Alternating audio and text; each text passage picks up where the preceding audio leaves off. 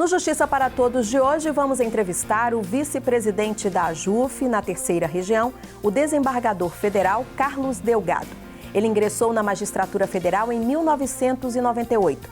Em 2016, tornou-se desembargador da terceira região, cargo ocupado pelo critério de merecimento. Mas antes disso, ele foi advogado, consultor tributário e também juiz de direito de São Paulo.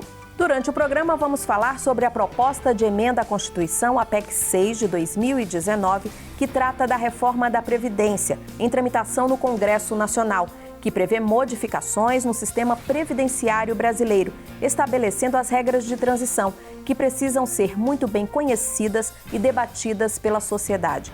A AJUF é contrária a quais aspectos? Por quê? E o que propõe como solução? O desembargador Carlos Delgado está aqui para tirar as dúvidas. Fique com a gente, o Justiça para Todos está no ar.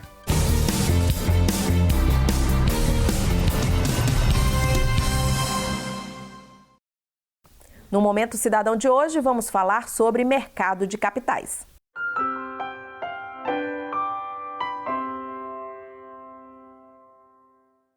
O mercado de capitais é uma forma de se captar recursos junto a investidores no mercado, né? Uma forma alternativa ao financiamento. É um recurso mais barato para quem está buscando dinheiro no mercado para reestruturar sua empresa, para fazer novos investimentos a empresas. E, por outro lado, é uma forma de quem investe ter um investimento mais rentável do que os tradicionais que os bancos oferecem. O mercado de capitais, ele atua basicamente ofertando o serviço através de um banco de investimento, que a Caixa está atuando agora, fazendo o serviço de abertura de capital de companhias fechadas, né, o IPO, onde uma empresa fechada ela vai abrir seu capital para vender pela primeira vez suas ações, né, obter recursos para investimentos em sua produção, né, e quem investe nessa empresa tem uma remuneração melhor do que se ela investisse num caderneta de poupança ou um outro fundo de balcão de um banco, né? Ao mesmo tempo em que ela lucra nesse investimento, o mercado obtém recursos de forma mais barata do que um financiamento tradicional de banco.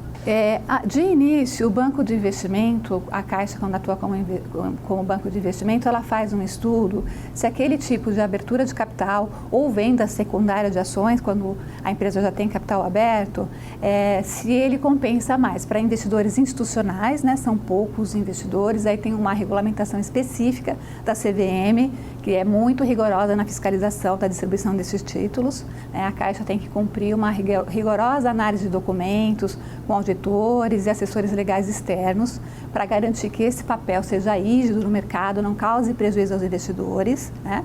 Então, se esse tipo de papel for mais interessante para pequenos investidores e para a empresa obter mais recursos, a Caixa vai orientar a fazer uma oferta mais restrita para investidores qualificados, né? Mas se for possível distribuir isso amplamente no mercado, tanto para investidores qualificados como para investidores, pessoas físicas, todos ganham uma forma de poupança alternativa ao pequeno investidor, que é um mercado muito mais atrativo, muito mais benéfico do que se você investir numa caderneta de poupança ou num fundo de balcão. Tá? O mercado de capitais é uma atuação nova da Caixa, né? Os poupadores da Caixa não estão muito acostumados com esse tipo de produto, né? Mas seria interessante procurar saber se está tendo algum tipo de oferta pública que a Caixa esteja atuando de forma ampla, em que investidores, pessoas físicas possam adquirir, porque é um bom momento, né? É um bom momento para se fazer uma poupança a médio e longo prazo.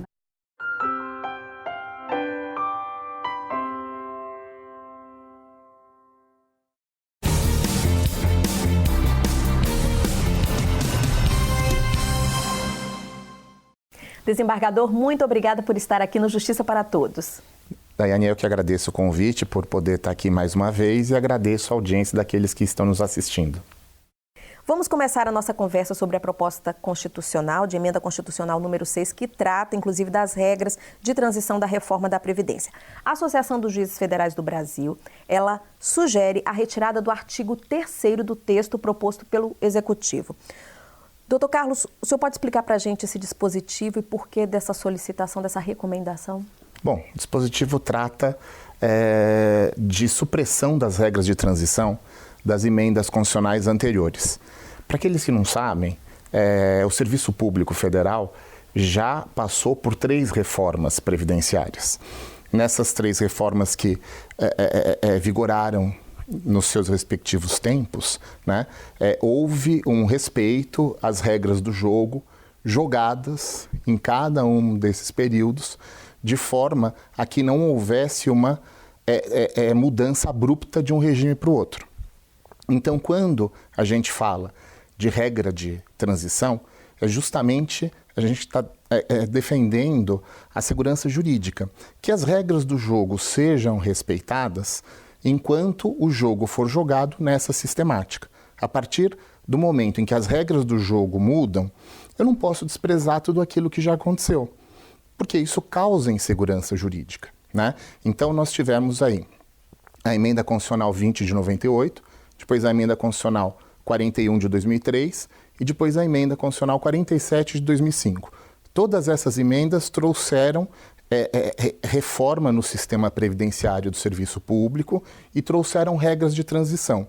E o que o artigo 3º da atual proposta de emenda constitucional de reforma da Previdência faz é justamente suprimir essas regras de transição anteriores, causando um caos, uma insegurança jurídica para quem se encontra no serviço público, especialmente aqueles que ingressaram até 2003, porque foram aqueles que sofreram especialmente com reformas da Previdência mais agudas.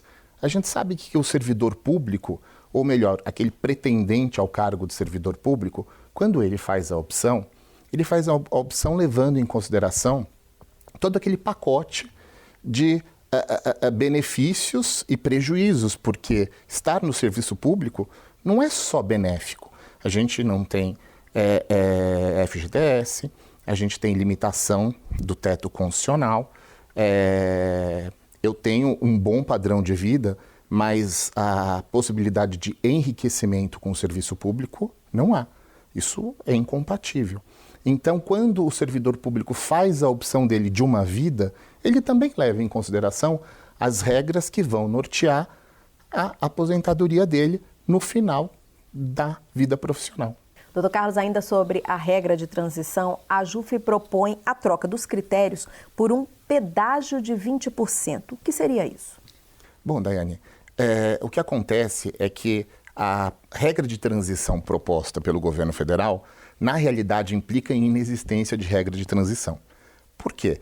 Porque houve uma elevação da idade. Primeira vez que se falou em conjugação de fatores idade e tempo de serviço no ordenamento jurídico brasileiro foi na Emenda Constitucional número 20 de 98, onde se estabeleceu como idade mínima para percepção de um benefício de aposentadoria, que a mulher tivesse no mínimo 48 anos e o homem 53. E a partir daí foram fazendo ajustes que elevavam a idade, mas ao mesmo tempo reduzia a expectativa máxima de acordo com anos de contribuição. Então, eu avançava com a minha idade e conforme eu fosse contribuindo, eu não precisaria chegar naquela idade teto máxima, depois fixada pela Emenda 41, que foi de 65 anos para homens, 60 anos para as mulheres, justamente para que não houvesse essa quebra de sistema abrupta, mas houvesse uma transição de um regime para o outro. O que a AJUF propõe agora é que, no momento em que a emenda for promulgada, eu verifique quanto tempo falta ainda para que eu complete o meu tempo integral de contribuição e, com isso, eu cumpra um pedágio de 20% em cima desse tempo necessário para eu me aposentar. Por exemplo, se faltam 10 anos, eu cumprirei mais 20% de 10 anos, ou seja, 12 anos, para que eu possa me aposentar, sem que se exija os requisitos que a emenda estabelece no momento em que ela for promulgada, 61 anos para homens, 56 para as mulheres, mais 35 anos de contribuição homem, 30 mulheres, tempo de idade esse que vai progredindo no tempo. pelo sistema anterior, os critérios são bem mais benéficos. Então é preciso que se respeite o jogo na forma em que ele foi jogado até a emenda, né? Se faça aí uma regra de proporcionalidade e se aplique um pedágio para que essa transição seja uma transição correta, uma transição que não represente uma ruptura, uma transição que não faça ruir, né, todo o planejamento que esse servidor teve durante a sua vida pública. Então, doutor Carlos, a garantia da integralidade, a PEC do jeito que está, ela retira isso? Do jeito que está, implica em retirar, porque se você, para ter direito a ela, vai precisar trabalhar de qualquer forma até os 65, ainda que essa não seja a regra até então vigente, os efeitos práticos é que ela retira o direito à integralidade. Doutor Carlos, nós vamos para um rápido intervalo e no próximo bloco a gente continua a entrevista com o desembargador federal Carlos Delgado, vice-presidente da AJUF na terceira região. A gente volta em instantes. Até já.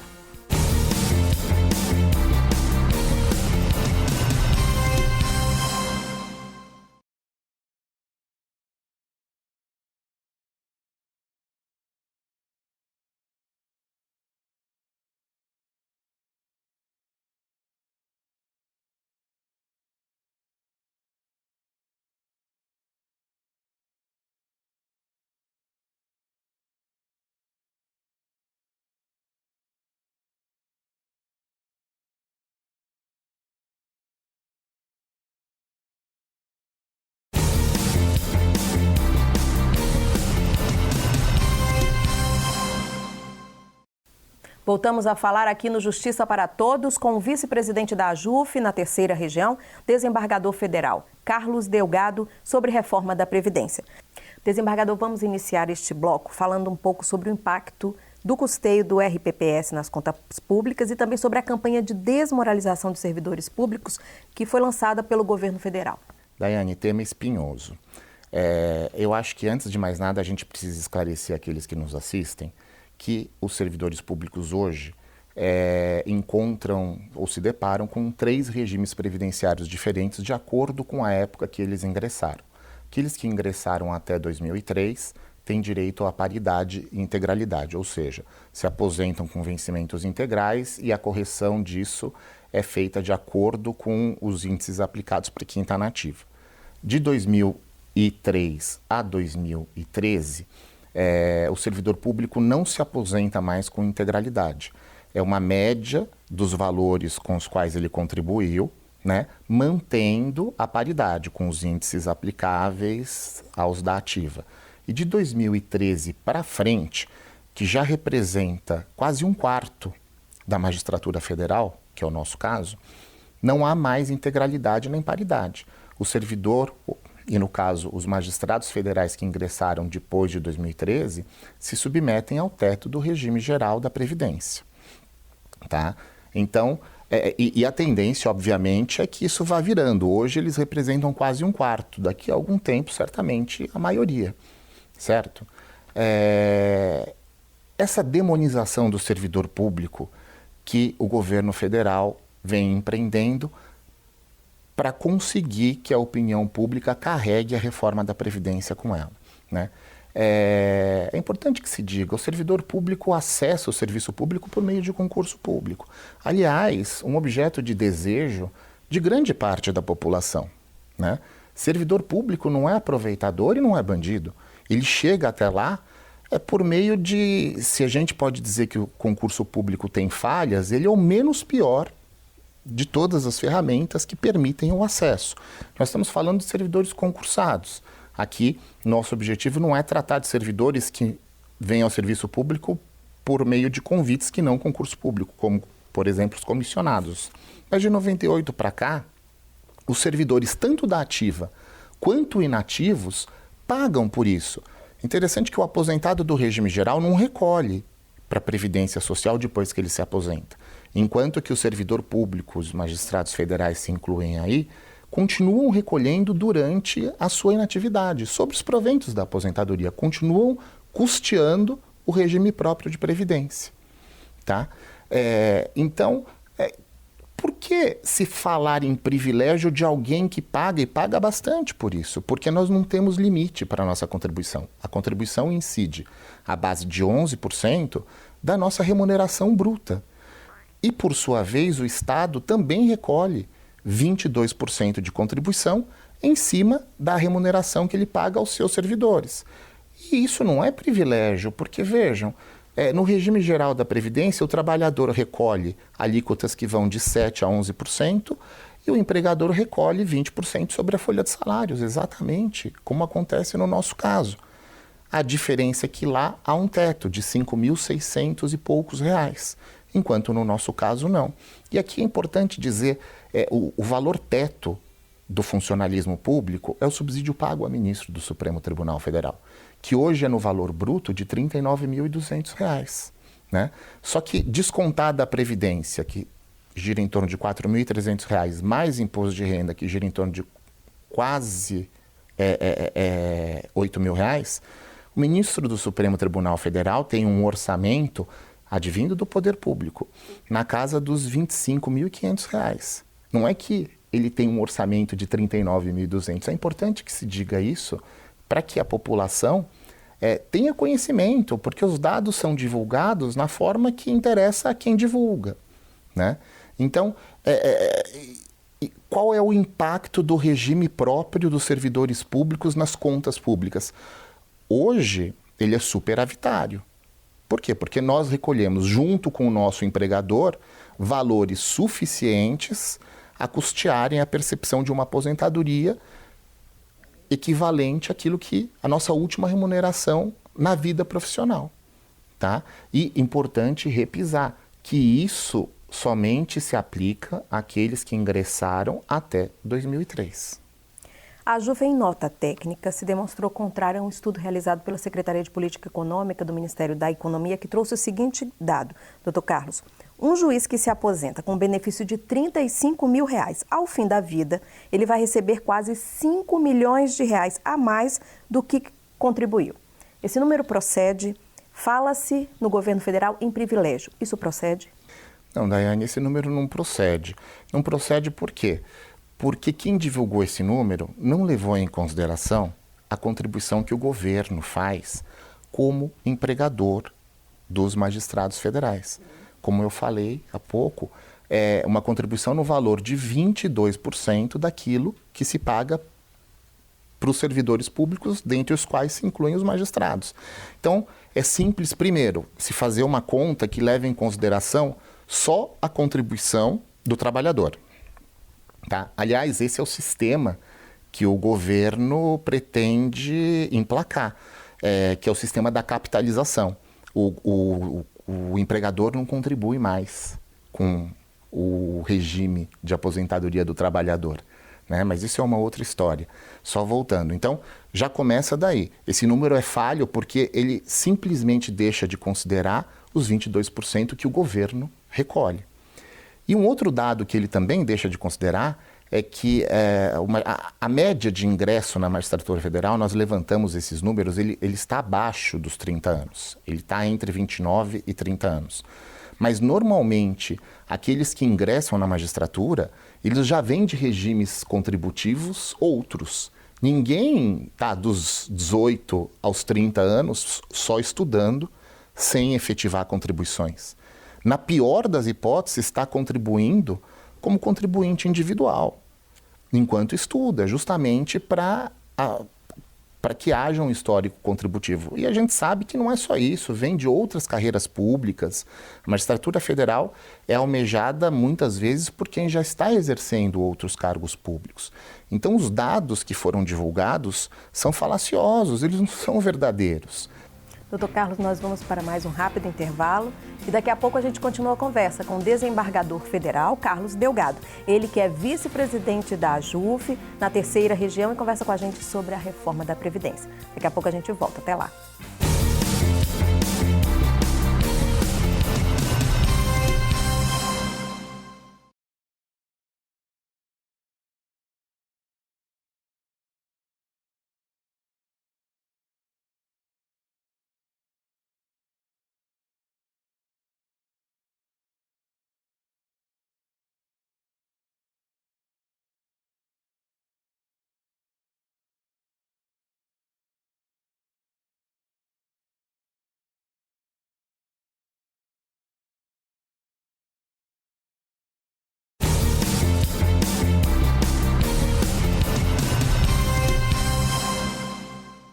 E o Justiça para Todos volta a falar com o desembargador federal Carlos Delgado, vice-presidente da AJUF na terceira região. Doutor Carlos, a PEC número 6, ela fala em aumento progressivo da alíquota de contribuição, que pode chegar até 22%. O que isso representa para o trabalhador? Bom, Daiane, isso representa um efeito confiscatório, porque essa alíquota de 22%, acrescida a alíquota de 27,5% de imposto de renda, vai representar praticamente 50% de contribuição previdenciária e imposto de renda em cima daquilo que o magistrado recebe, né? Parece-me muito que o que o governo propõe aí é, no futuro, a sua retirada da contribuição patronal, aquela de 22%, de forma a deixar com que só os servidores contribuam para o seu regime, né? Algo que também depois vai acabar sendo, se eles conseguirem emplacar, vai acabar também sendo estendido para o regime geral.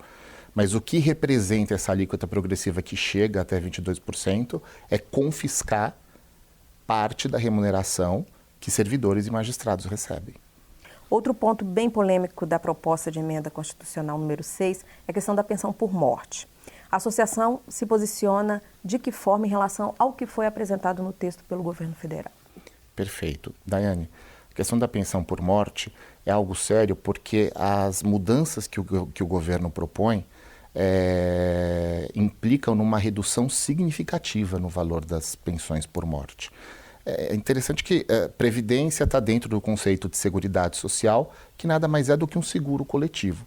Então, quando há o evento morte, que ninguém deseja, obviamente, né, os dependentes daquele servidor público passarão a receber um benefício chamado pensão.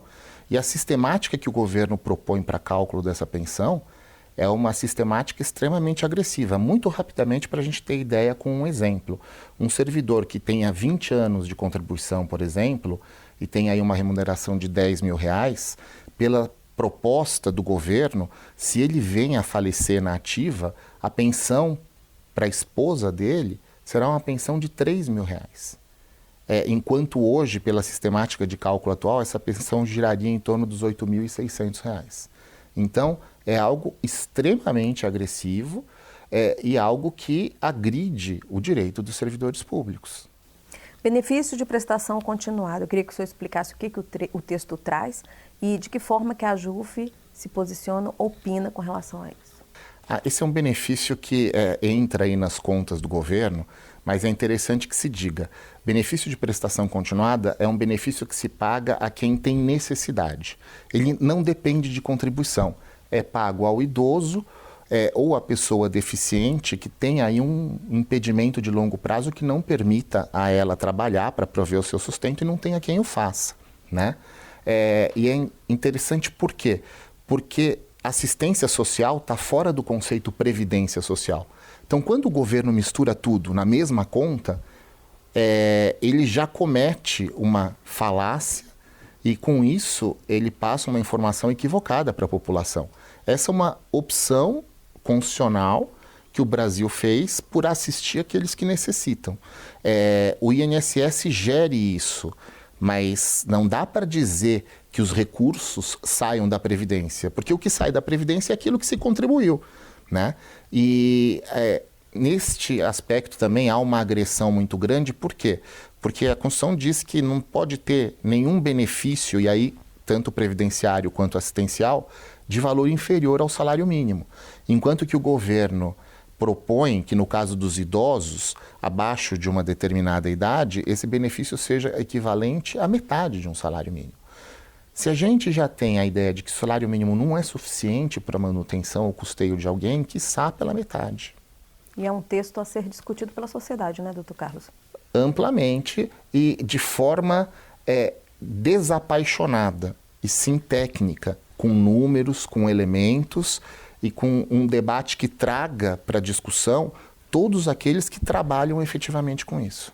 Doutor Carlos, em uma outra nota técnica, a AJUF alerta que a PEC, se aprovada do jeito que está, ela pode resultar em perda de arrecadação. Como seria isso? Daiane, resulta em perda de arrecadação porque se você agravar muito a situação de quem está no regime próprio, e hoje, por exemplo, tem direito à paridade e integralidade, o que vai acontecer é que essa pessoa vai migrar de regime. Vai migrar de regime, com a possibilidade de efetuar recolhimentos com base no teto do regime geral e fazer uma previdência complementar, né? Se eu deixo de pagar R$4.000 de previdência e passo a pagar 600, há uma perda de arrecadação. Aliás, perda essa que já vem acontecendo, como por exemplo, com a reforma trabalhista, que causou o fenômeno da pejotização. Hoje muitas empresas se valem da contratação de serviços prestados, que em tese se dariam com carteira assinada, que não ocorrem mais porque se exige que o trabalhador cria uma pessoa jurídica para prestar os seus serviços. E com isso não há recolhimento por parte da empresa da folha de salários e o próprio trabalhador fica em dúvida se ele declara o valor efetivamente recebido para fins de contribuição previdenciária. Uma vez que a gente só vai pensar nos nossos direitos da aposentadoria dali a 30 anos, no momento em que estamos iniciando a carreira, digamos que o trabalhador ele não é previdente. Isso por si só já causa uma perda de receita para a Previdência. E uma reforma muito agressiva vai aumentar esse efeito. Doutor, para a gente finalizar, vale ressaltar, a AJUF ela não é contra o país sofrer mais uma reforma da Previdência, não é isso? O sistema previdenciário brasileiro passar por mais uma mudança. Não, de forma alguma. A gente sabe, primeiro, isso é do jogo. E dentre os riscos que a Previdência Social cobre, está incluída a velhice. E a expectativa de vida do brasileiro, ela vai mudando de acordo com o tempo. Então, se faz exigível que de tempos em tempos, para que haja uma adaptação, a gente reveja os conceitos que norteiam a Previdência. O que a AJUF é contrária é a realização de uma reforma da Previdência extremamente agressiva, que confisca direitos dos cidadãos, dos servidores públicos em especial e, como a gente pôde ver quando tratamos aqui do BPC, inclusive daqueles mais carentes. Doutor Carlos, infelizmente o nosso tempo acabou. Eu quero agradecer a presença do senhor aqui no Justiça para Todos. Daiane, eu que agradeço o convite, agradeço também a quem nos assistiu pacientemente. E o Justiça para Todos fica por aqui. Participe do programa, envie sua sugestão para imprensa@ajuf.org.br. Você pode assistir também ao programa pela internet na página da AJUF ou no canal da associação no endereço youtube.com/tvajuf. A você, obrigada pela companhia.